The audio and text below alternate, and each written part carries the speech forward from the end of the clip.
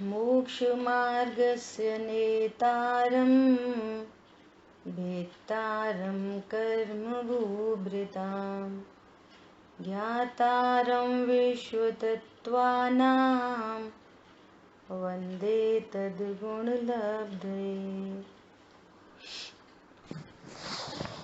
तत्वार्थ सूत्र जी ग्रंथ, जिसके अंतर्गत अपन पहले अध्याय पे 6वें सूत्र पे चर्चा कर रहे हैं, इसका स्वाध्याय कर रहे हैं। और इसमें भी अपनी चर्चा चल रही है अनेकांत की। सम्यक अनेकांत क्या है और मिथ्या अनेकांत क्या है, इसका हमारे को ज्ञान करा रहे हैं, है ना। तो कल अपनी चर्चा हो गई थी, 5th पॉइंट तक अपनी कल चर्चा हो गई थी। अभी 6वें पॉइंट पे अपन चर्चा करते हैं। और ये स्वाध्याय हम क्यों कर रहे हैं, ये चर्चा क्यों कर रहे हैं? अपनी भूल निकालते चलना, अपनी भूल दूर करने के लिए, भ्रम दूर करने के लिए। यहाँ पे पढ़ लिया और अपना भ्रम तो अपने को बना ही हुआ है, ठीक है। 6वां पॉइंट कौन पढ़ेंगे? पढ़िए, आप लोगों में से कोई पढ़िए। मैं पढ़ूं? पढ़िए। नहीं, 6वां ही पॉइंट पढ़ना है। हाँ। सम्यक और मिथ्या अनेकांत की दृष्टांत में दी है। नंबर 1 आत्मा। नंबर 1 नहीं, 6वां पॉइंट पढ़ो, 6th पॉइंट। इसी का? हाँ, अपने 5 पॉइंट पे चर्चा हो चुकी ना कल तक। अच्छा, चलो। आत्मा को अपनी शुद्ध क्रिया से लाभ होता है और शरीर आदि क्रिया से हानि लाभ नहीं होता, ऐसा जानना सो सम्यक अनेकांत है।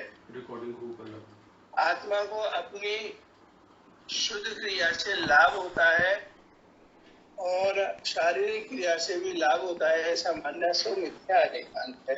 देखो, ऐसी गलतियां बैठी रहती हैं। अनेकांत नहीं पता ना, अपना प्रमाण का पता नहीं है ना, तो ये जीव को ऐसा लगता है कि शरीर की क्रिया से लाभ होता है।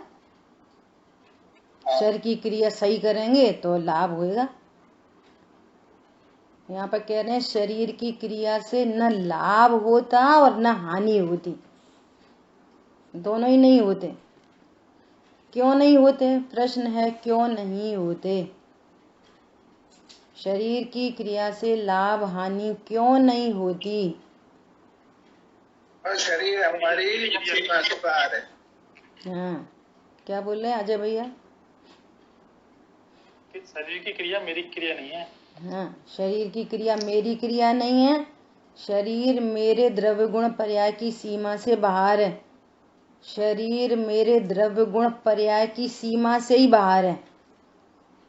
अज्ञानी की भी सीमा से बाहर है, ज्ञानी की सीमा से भी बाहर है, जीव मात्र की सीमा से बाहर है।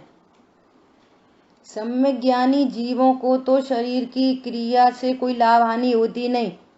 अज्ञानी को भी शरीर की क्रिया से न लाभ होता न हानि होती। किसी को लाभ हानि नहीं होती शरीर की क्रिया से। बगल वाले घर, बगल में, हाँ, चाहे शुभ क्रिया हो चाहे अशुभ क्रिया हो, एनी क्रिया। शुद्ध क्रिया का क्या मतलब है? हाँ, शुद्ध क्रिया की चर्चा करेंगे। यहाँ पर कह रहे हैं कि जैसे बगल वाले घर में जो रहता है उसने अतिक्रमण किया है, तो हमारे को पुलिस डंडा मारेगी? बोलो, वो बगल वाले का अपराध है, हमारा थोड़ी है। अच्छा, वो बगल वाला है ना, उसने अतिक्रमण नहीं किया, एकदम अपनी बाउंड्री वॉल में, और बहुत दया दान आदि करता है वो, तो उसके दया दान आदि से हमारे को प्रशंसा मिलेगी लोक में भी। पर से हमारा क्या प्रयोजन? ऐसा इधर समझना, शरीर की किसी क्रिया से जीव को लाभ हानि नहीं होती। और शरीर की क्रिया भी शुभ अशुभ नहीं होती। कोई शरीर की क्रिया शुभ अशुभ नहीं होती। शरीर की क्रिया तो परिणमन है ना। तो फिर क्या चक्कर है कि जिस परिणाम में शुभ भाव है, जीव की परिणति में शुभ भाव है, तो उस क्रिया का नाम शुभ क्रिया है। उस पे तो आरोप आ गया।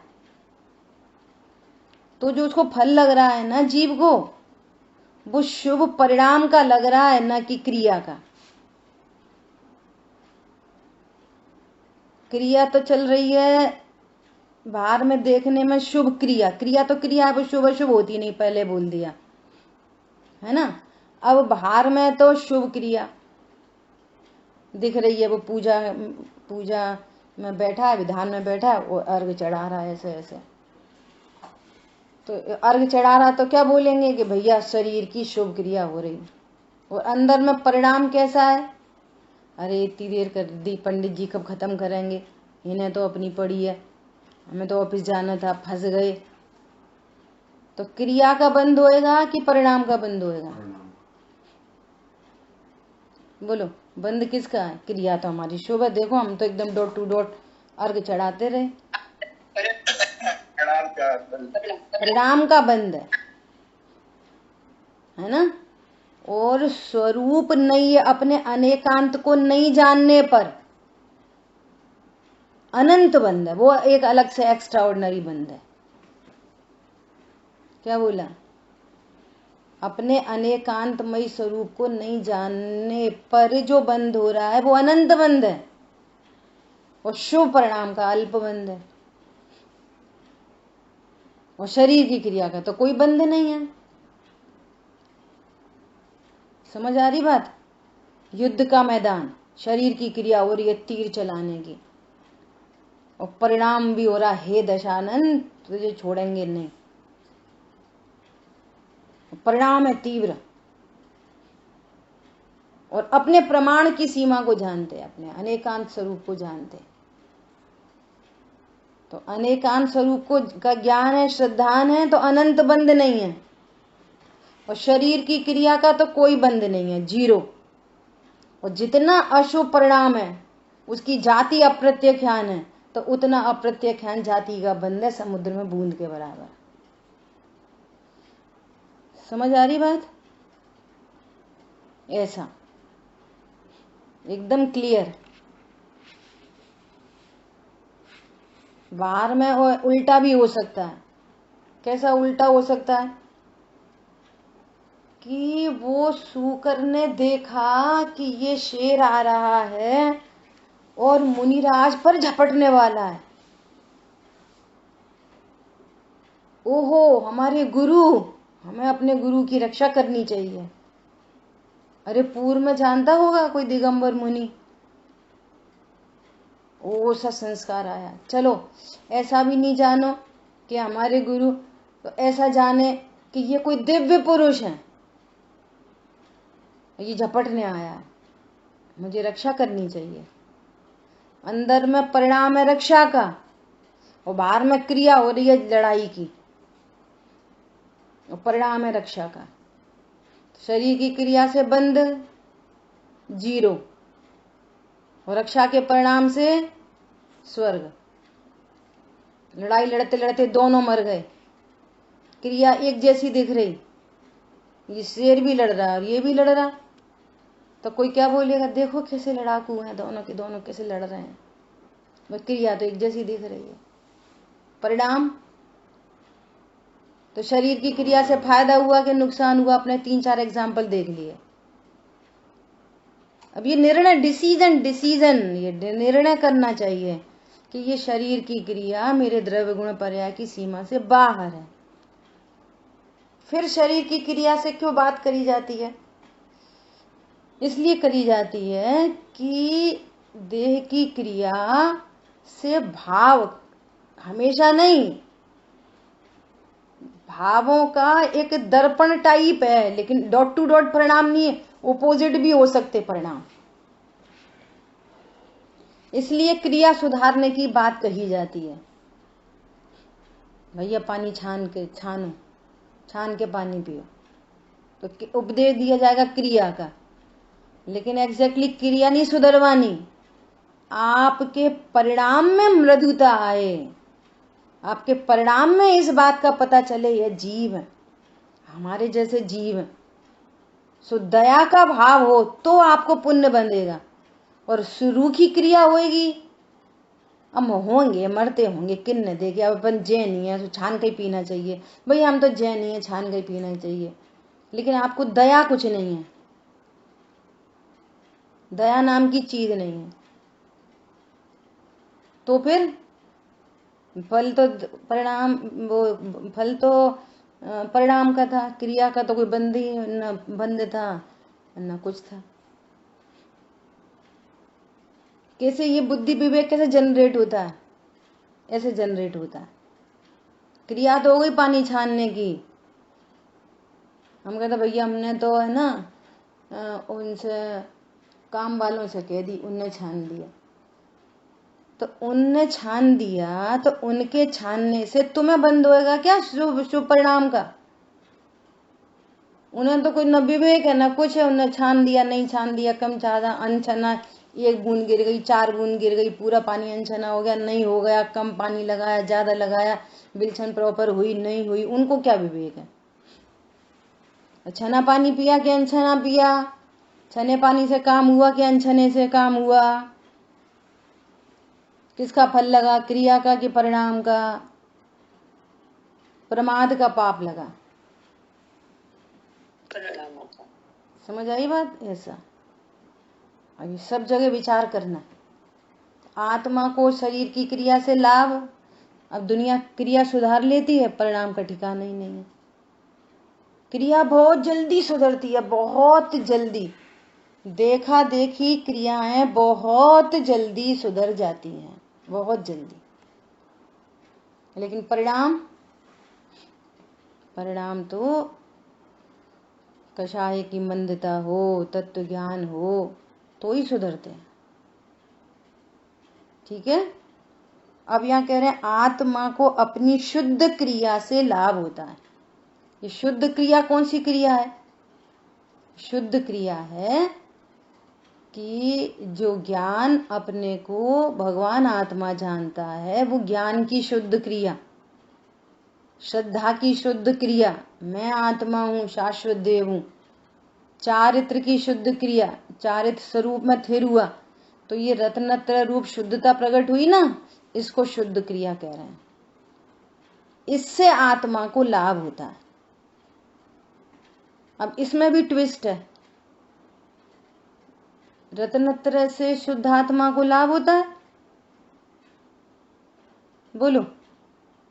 अशुद्ध पर्याय हो तो त्रिकाली ध्रुव कैसा है? अधूरा, आधा अधूरा। बोलो। यदि अज्ञान मोह राग द्वेष की पर्याय हैं तो त्रिकाली ध्रुव को फायदा कि नुकसान? त्रिकाली ध्रुव तो पूरा ही है, पूरा ही है। और शुद्ध पर्याय प्रकट हुई तो शुद्ध पर्याय से त्रिकाली ध्रुव को फायदा नुकसान? अरे बोलो, न कोई फायदा न कोई नुकसान। कुछ फायदा नुकसान नहीं होता, वो तो अब वही बना तो मैं तो ध्रुव हूं मैं तो, परंतु यहाँ पे कह रहे हैं आत्मा को लाभ होता है।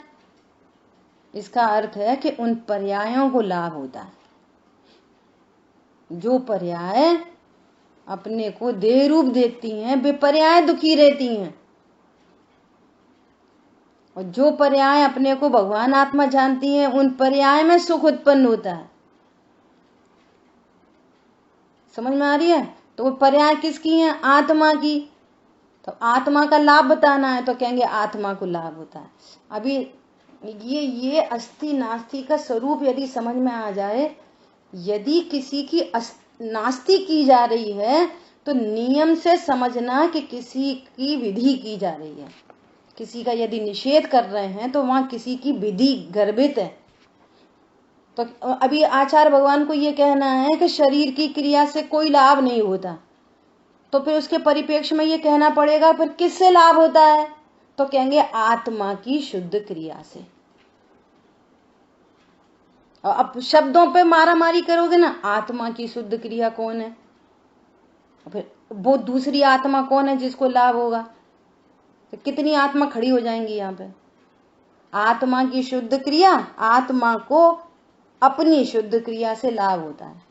तो कौन सी आत्मा को लाभ होता है? त्रिकाली ध्रुव को तो कुछ लाभ नुकसान ही नहीं होता। तो अब पर्याय कोई अपनी शुद्ध क्रिया, तो अपनी वो पर्याय किसकी है? मेरी। तो कहेंगे अपनी शुद्ध पर्यायों से, शुद्ध क्रिया से आत्मा को लाभ होता है। समझ में आई बात?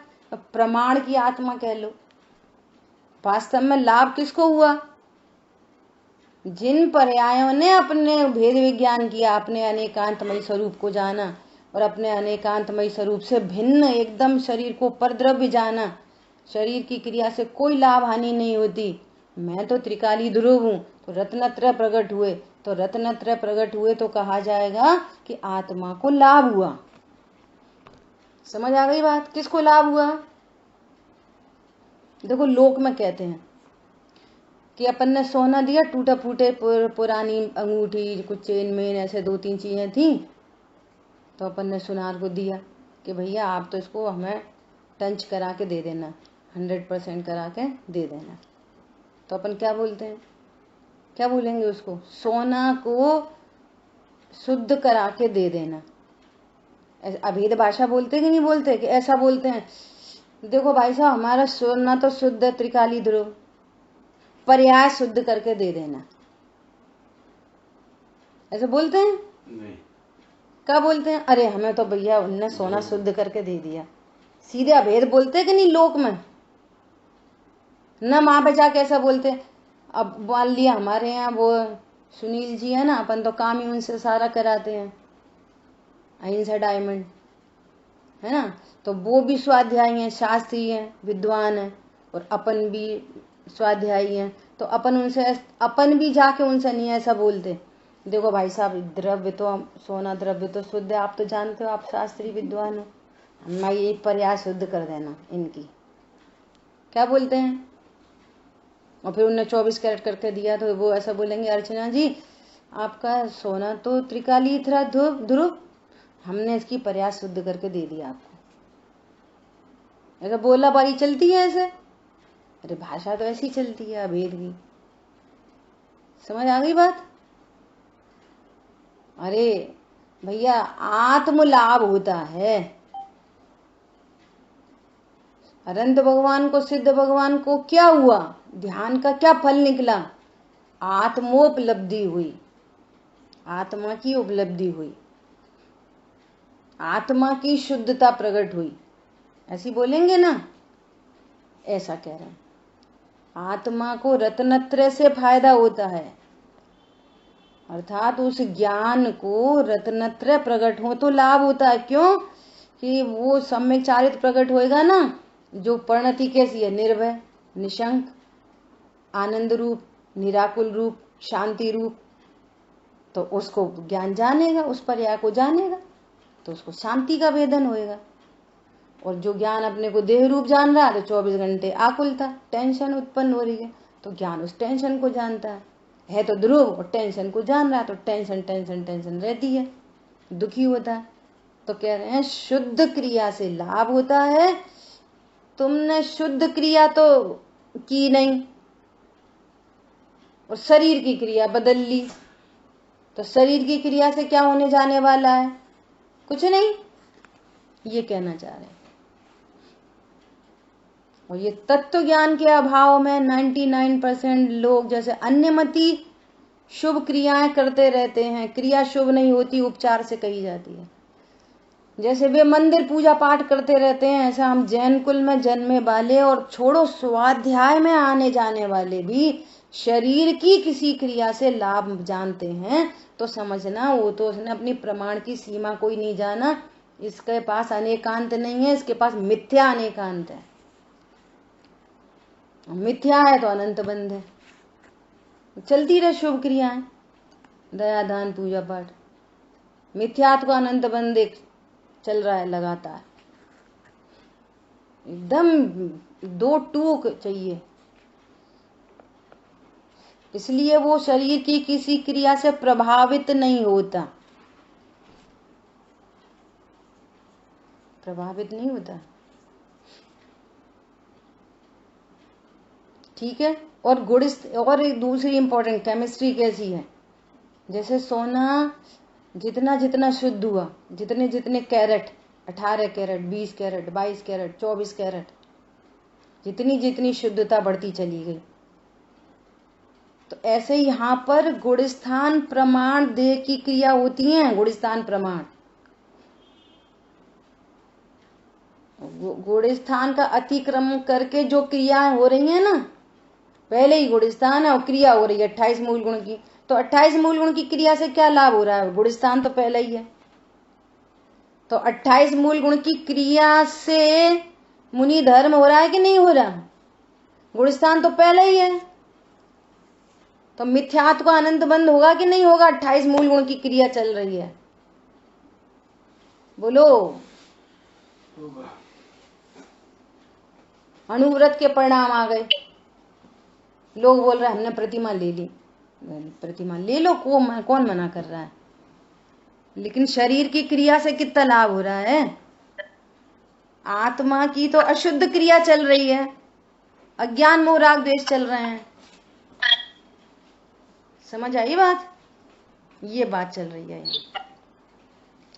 अब कोई क्रिया हो रही है, जो क्रिया हो रही है, किसी को पहले से ही ऐसे भाव आ जाते हैं, किसी को प्रतिमा आदि लेने के परिणाम पहले से ही आ जाते हैं, तो आ जाओ, वो तो क्रमबद्ध में आए हैं, आने हैं, आ जाओ। लेकिन समझना क्या है कि शरीर की क्रिया से कोई लाभ हानि नहीं होती। यहाँ जो मंद कषाय रूप परिणाम है और जिसमें अन्य जीवों की दया आदि का जो भाव है, इससे अनंतानुबंधी जाति का पुण्य बंधेगा, बंधेगा, पुण्य बंधेगा। लेकिन मैं अपने को ज्ञान स्वरूपी अकर्ता ज्ञायक अनुभव नहीं कर रहा, तो मिथ्यात्व का अनंत बंध चल रहा है। इसलिए आत्मा की शुद्ध क्रिया से लाभ होता है, अपने अनेकांतमय स्वरूप को जानकर और फिर प्रमाण को जानकर, फिर सम्यक एकांत में आकर, सम्यक अनेकांत को जानकर और सम्यक एकांत में जब वो आता है तो उसको रत्नत्रय की प्राप्ति होती है। ये विधि है। देह की क्रिया तो तब भी चलेगी गुणस्थान प्रमाण, लेकिन देह की क्रिया से न लाभ और न हानि। 96,000 का भोग से न हानि और न युद्ध के मैदान से हानि और न दया दान की क्रियाओं से, क्रिया की बात चल रही है, न उन क्रियाओं से कोई लाभ। परिणाम का लाभ हानि है, परिणाम। और यहाँ स्वरूप को नहीं जाने तो फिर हानि ही हानि। और स्वरूप को जान के शुद्ध क्रिया प्रकट हो, उससे आत्मा को लाभ होता है और वो शुद्ध क्रिया स्वभाव के आश्रय से बढ़ती चली जाती है। अनंतानुबंधी का अभाव, अप्रत्याख्यान का, प्रत्याख्यान का, संजुलन का, ऐसा। ठीक है। आत्मा को अपनी शुद्ध क्रिया से लाभ होता है और शरीर की क्रिया से भी लाभ होता है। सो ऐसा मानना सो मिथ्या अनेकांत है। ठीक है, क्लियर है? बोलो, किसी को कोई प्रश्न पूछना है यहाँ पे? ये क्लियर हुआ सबको? ये पूछना है कि जो आत्मा के परिणाम है और शरीर की क्रिया है, इनमें कोई निमित्त निमित्त संबंध है या नहीं? है ना, निमित्त नैमित्तिक संबंध है। हाँ, निमित्त नैमित्तिक संबंध। लेकिन इसलिए पहले बोला ओपोजिट भी हो सकता है। अंदर परिणाम है कैसा, स्याद पद लगा लो, स्याद निमित्त नैमित्तिक संबंध है कथनचित। परिणाम तो ऐसा है, अरे ये कहाँ आ गए, टेंशन करने आ गए। अच्छा, हो सकता है, नहीं भी हो सकता, दोनों बातें। हाँ, अभी यहाँ लाए ना दो दृष्टांत। क्रिया चल रही है मारने की और परिणाम चल रहा है मुनिराज को बचाने का।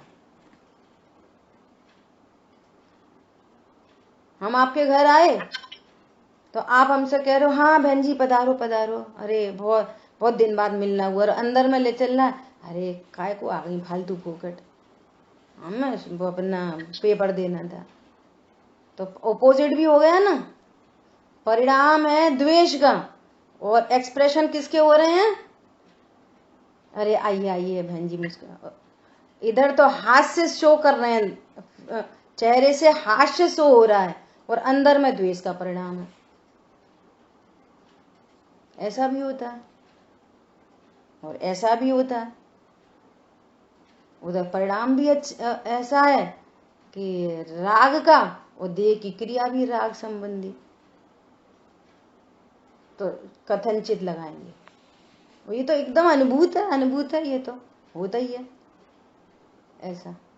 और उनको थोड़ा सा कुछ लगा, ऐसा लग रहा है शायद आपको हमारा आना अच्छा नहीं लगा, कोई बोल देते ऐसी साथ है, अरे नहीं नहीं कैसी बात कर रहे हो, अरे नहीं नहीं, अरे आप तो बैठो बैठो, कितने दिन बाद मिलना हुआ। समझ आई बात? ऐसा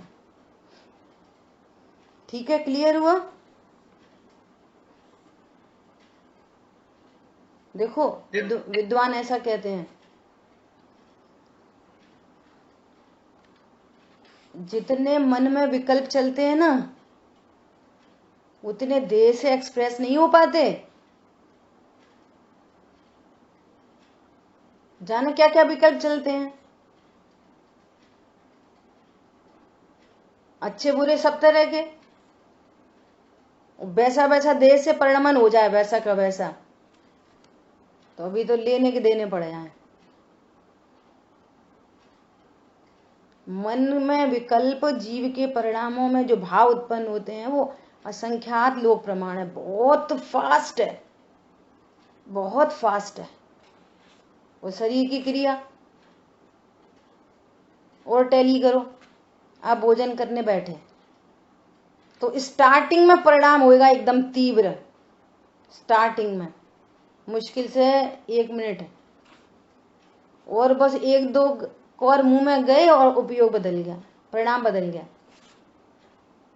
फिर भोज थाली संबंधी वो सब नहीं रहेगा, वो तो चल रही है क्रिया लगातार, सेम टू सेम क्रिया चल रही है लगातार, क्रिया एक ही, और परिणाम तो उतनी देर में, अगर 20 मिनट में आप भोजन करते हो, आधा घंटे में करते हो, तो आधा घंटे में हजारों करोड़ों परिणाम बदल जाएंगे, करोड़ों। इतने फास्ट मूवमेंट है परिणामों का बदलने का। ऐसी पूजा करने बैठो तो देख लो, पूजा करने बैठोगे शुरू शुरू में ऐसा रहेगा, हाँ प्रभु आप हमें मिले, वीतरागी प्रभु, सफल जन्म मेरा हुआ प्रभु दर्शन से आज, और बस 2-4 मिनट हुए नहीं, फिर कहीं का कहीं उच्चारण चलता रहेगा, जो रटा हुआ जो होता है ना, उसका उच्चारण भी डॉट टू डॉट चलता रहेगा, भाषा वर्णा का परिणमन चलता रहेगा,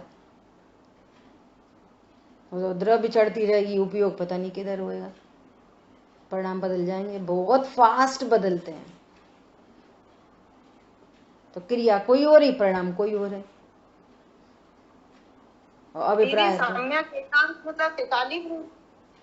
हाँ, सम्यक एकांत की भी चर्चा करेंगे, वो बोला ना उन्होंने, सम्यक एकांत प्रमाण से ग्रहित जो प्रमाण है वो अनेकांत है, और उसमें से किसी भी एक अंश को जानना शुभ एकांत है, सम्यक एकांत है, सम्यक एकांत है। अब हमारा पर्पस है त्रिकाल, जैसे पर्याय का ज्ञान हुआ वो भी सम्यक एकांत है, और ध्रुव का ज्ञान हो रहा है वो भी सम्यक एकांत है, दोनों सम्यक एकांत है।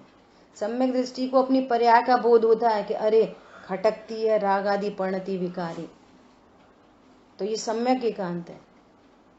ये राग नहीं, अनेकांत और एकांत ये ज्ञान की पर्याय है। ज्ञान पर्याय को भी जानता है, द्रव्य को भी जानता है, सबको, विकारी पर्याय को भी जानता है, शुद्ध पर्याय को भी जानता है। तो अनेकांतमयी वस्तु प्रमाण अब उसका एनी अंश वो न है, ठीक है। एनी अंश, त्रिकाली ध्रुव अकेला नहीं, गुण भेद को जाने, पर्याय को जाने, अशुद्ध पर्याय को जाने, शुद्ध पर्याय को जाने, प्रमाण तो उसको पता है ना। अब किसी भी पर्याय को जाने वो एकांत हो गया, सम्यक एकांत हो गया। लेकिन हमारा पर्पज किससे है? मैं पने से किसको स्वीकार करना है? बाकी सबको गौड़ करना है। तो मैं पने से स्वीकार करना है त्रिकाली ध्रुव को, तो त्रिकाली ध्रुव की स्वीकृति को सम्यक एकांत कहा जाता है। वो हमारे प्रयोजन की सिद्धि है। वस्तु स्वरूप अलग है और प्रयोजन की सिद्धि अलग चीज है, इसलिए उसको सम्यक एकांत कहते हैं, क्योंकि उससे हमारे प्रयोजन की सिद्धि हो रही है। ठीक है, देखो अभी क्या बोल रहे हैं, 7th पॉइंट पढ़ो, कौन पढ़ेगा?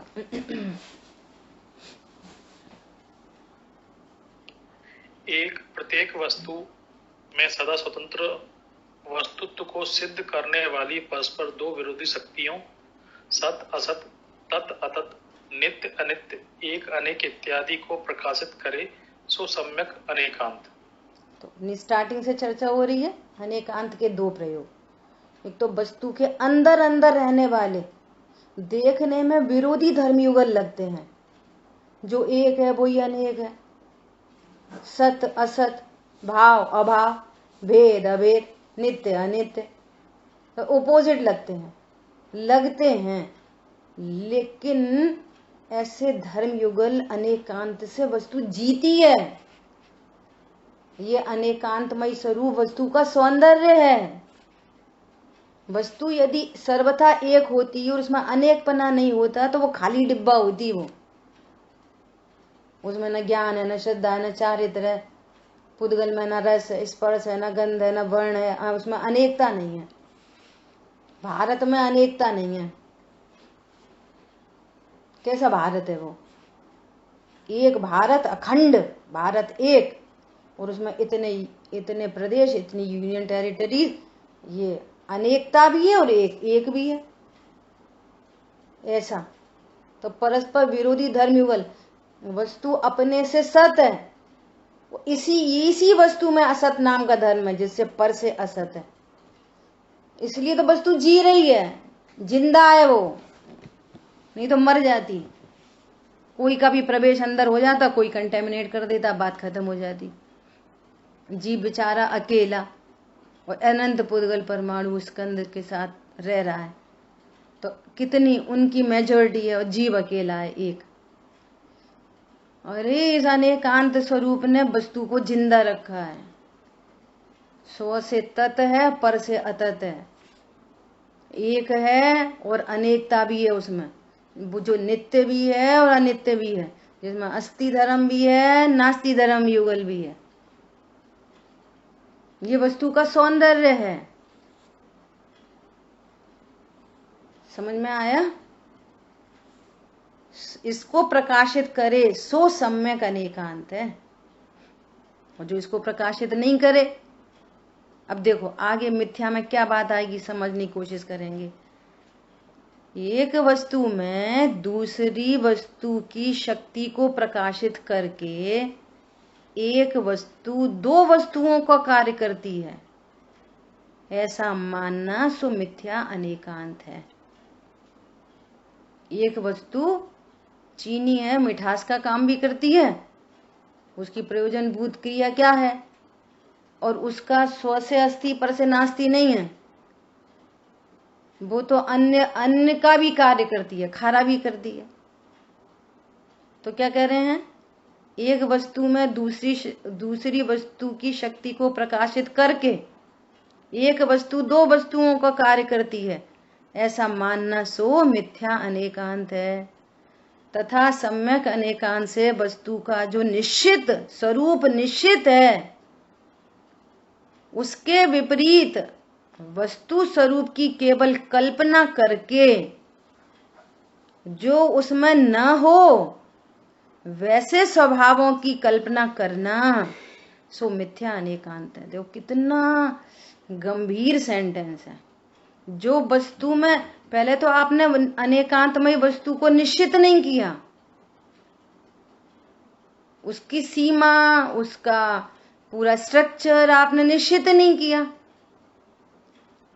दृष्टांत समझ लो कि भाई साहब हमारा एक प्लॉट ले रहे हैं हम, आप इस पे है ना एक वो बना दो, ब्लूप्रिंट बना दो, एक थोड़ा सा आइडिया कर दो कि क्या बोलते हैं, नक्शा बना दो, नक्शा।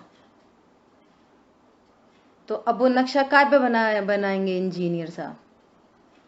कितनी जमीन है कि अभी जे नहीं पता, अभी देख रहे हैं हम, नहीं कितने बाई कितने है, अभी कुछ निश्चित नहीं हुआ, आप तो नक्शा बनाओ। अजय भैया बना दोगे? मैं निश्चित कुछ नहीं है, जमीन प्लॉट एरिया कुछ निश्चित नहीं है, आप तो नक्शा बना दो बस। अरे बोलो। नहीं बनेगा। नहीं बनेगा। तो जब वहां नहीं बनेगा लोक में, तो यहाँ पारलौकिक में बन जाएगा। निश्चित करो तुम्हारी सीमा कहां तक है। आखिर आपकी सीमा है कहां तक? और कल्पना लोक से, कल्पना से, कल्पना। सीमा द्रव्य गुण पर्याय तक। बहुत बढ़िया, हमारी सीमा में द्रव्य गुण पर्याय तक है। अब कल्पना लोक है, कल्पना लोक में जी रहा है, केवल कल्पना करके जो उसमें ना हो वैसे स्वभाव की कल्पना करना सो मिथ्या अनेकांत है। बोलो। एक व्यक्ति है, ये और एक हम है, और ये हमारी बात नहीं मानता बिल्कुल। हम तो इसका बहुत ध्यान रखते हैं, पर ये हमारी बात नहीं मानता, तो हम दुखी होंगे कि नहीं होंगे? बोलो। इसकी वजह से हम दुखी होंगे कि नहीं होंगे? अरे मेरी स्व से हस्ती है, इससे नास्ती है। अब जो यहाँ विकल्प उत्पन्न हो रहा है, यहाँ जो विकल्प उत्पन्न हो रहा है ना, उसमें ये बहुत दूर का निमित्त है, ये बहुत दूर का, नो कर्म। घनिष्ठ निमित्त नैमित्तिक संबंध कहोगे ना, घनिष्ठतम, तो वो कर्म के उदय से निमित्त नैमित्तिक संबंध कह सकते हो। ये तो बहुत दूर है, नो कर्म, और 24 घंटे ये लगता रहता है, इसकी वजह से दुखी। तो तुमने अपने अनेकांत की सीमा को नहीं जान रहे, कल्पना लोक में जी रहे, कल्पना कर रहे इनकी वजह से दुखी है, इनकी वजह से सही है, इनकी वजह से दुखी है, इनकी वजह से सही है। आपकी पर्याय, आपके चारित्र गुण की पर्याय, आपकी श्रद्धा गुण की पर्याय, आपके ज्ञान गुण की पर्याय इनमें से ही उत्पन्न होती है कि कोई दूसरे से आती है? आपने सीमा को तोड़ रखा है अपनी। समझ आ रही बात? अनेकांत को जानो पहले, सम्यक अनेकांत, और फिर अध्यात्म के अभी तो अध्यात्म के भी अनेकांत में आना पड़ेगा, अध्यात्म का प्रमाण, और फिर नए में प्रवेश होएगा। हरी बात समझ में? जो वस्तु में है नहीं, अब इधर से बात कर लो, अध्यात्म से बात कर लो। जिस त्रिकाली ध्रुव में राग आदि है ही नहीं, असंयुक्त होने पर भी संयुक्त जैसा प्रतिभास, ओनली प्रतिभास संसार का बीज है। कल्पना लोक, तुम्हारा जो कल्पना लोक है वो संसार का बीज है। ज्ञान प्योर शुद्ध निखालिस ज्ञान, ज्ञान ज्ञान ज्ञान ज्ञान है। बोलो, ज्ञान में क्या है? कुछ नहीं। बोलो। फिर कह रहे हैं सीमा ही टूट रखी है।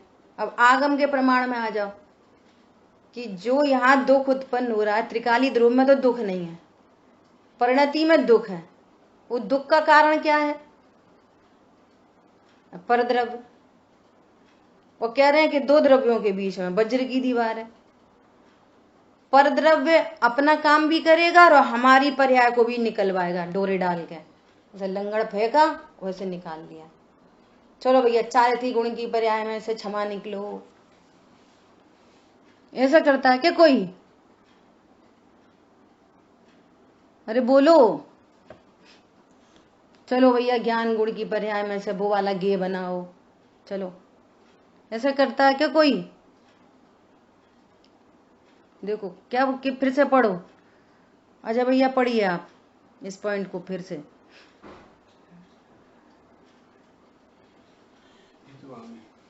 देखो एक वस्तु में दूसरी वस्तु की शक्ति को प्रकाशित करके एक वस्तु दो वस्तुओं का कार्य करती है, ऐसा मानना सो मिथ्या अनेकांत है।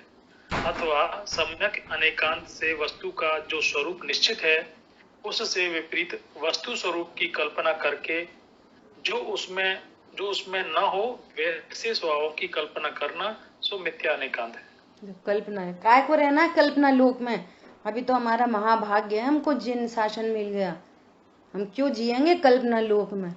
यदि यहाँ पर्याय में कुछ उत्पन्न हो रहा है तो विचार करेंगे ये अपनी पर्याय की योग्यता है, दूसरे को दोषारोपण नहीं करेंगे, दूसरे के कारण उत्पन्न नहीं हुई ऐसा जानेंगे। फिर अपनी पर्याय के सुधार करने के लिए स्वभाव का आश्रय लेंगे बारंबार, तो उनका अभाव होएगा। पर में उठा पटक कम करो, ज्यादा करो, इन्हें सुधारो, इन्हें बिगाड़ो, बात पूरी बात बिल्कुल दूर हो गई, चली गई। और फिर भी विकल्प आए कोई तो संबोधन समता में हो, आराधन से नहीं चिगो। ठीक है, इस तरह से अपने 6 और 7 पॉइंट पे चर्चा हुई। आगे की भी 8-9 नंबर का पॉइंट भी बहुत अच्छा है, शेष चर्चा अपन आगे करेंगे। ठीक है। जिन वाणी के ज्ञान से सूझे लोकालोक, सो वाणी मस्तक न सदा देत हूँ रोक। बोलिए द्वाशांगमयी जिनवाणी माता की जय हो। जय जिनेन्द्र सभी को। जय जिनेन्द्र सभी को। जय जिनेन्द्र सभी को।